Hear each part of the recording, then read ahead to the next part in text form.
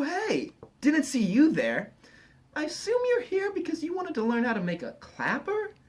If you're a tech-savvy individual who's interested in a hands-on project, why, you've come to the right place. I too had a yearning to create, and thus I did. Not only is it a fun project to make, but it's incredibly useful. Speaking of useful, let's talk to my pal Doris. I don't know what I'll do without this God-blessed clapper. My weak, feeble body doesn't allow me to travel around much, not even to the light switch. Before I had this revolutionary knockoff product made by Billy himself, I would lie in bed, tossing and turning, hoping that someone, anyone, would come and turn on the light switch, but to no avail. But now, all it takes is two simple claps of the hand. Wow, really wonderful story, Doris. Oh, what is that? Someone at my door? I wonder who could be. Why, it's one of my audience members. Really interested in technology and computer programming and really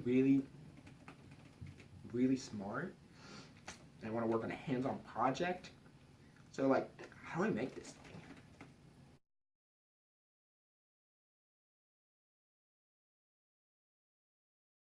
Begin by gathering the components.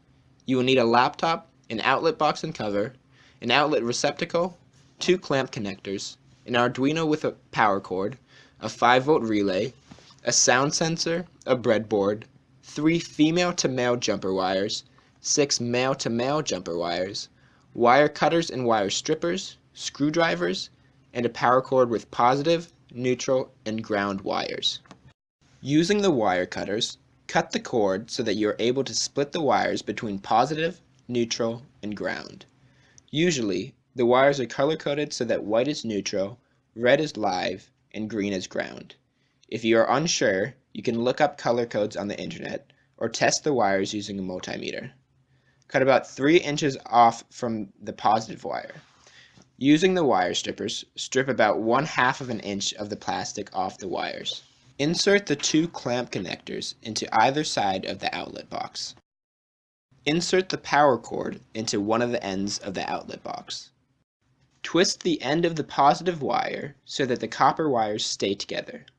Insert the wire into the common terminal, labeled C, and tighten it down with the screwdriver so that it doesn't move.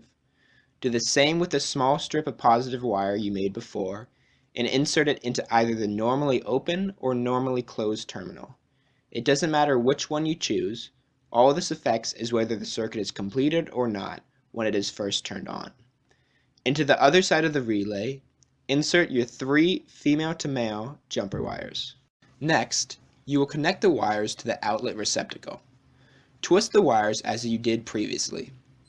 On the back of the receptacle, there should be a strip length test that shows you how much wire you need.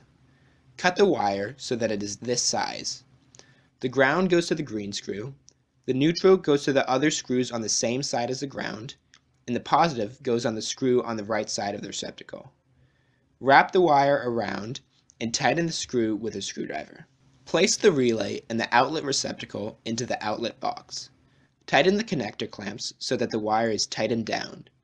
If it is still loose, you can wrap electrical tape or a rubber donut around the wire to thicken it. Screw the outlet cover onto the outlet box. Set the breadboard and Arduino up as shown. The sound sensor should receive 5 volts of power, be connected to ground, and be able to send inputs to an analog pin.